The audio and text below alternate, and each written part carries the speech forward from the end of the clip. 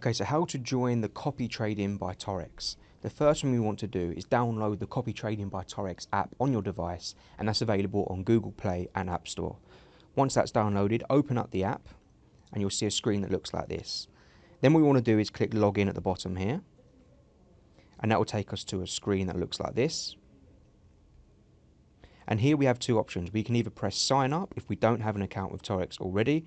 If you do go for that option and then click sign up, you'll be asked to verify your email address, and just remember to please check your spam or junk folder for our registration confirmation email. If you do already have an account, you just simply need to put in your details and click login.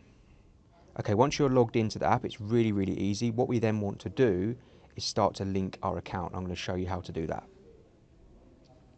So click allow, and at the bottom here we want to click account, and here we want to click on link an account. Now when this pops up, this means we're able to link our MT4 or MT5 server to the copy trading app.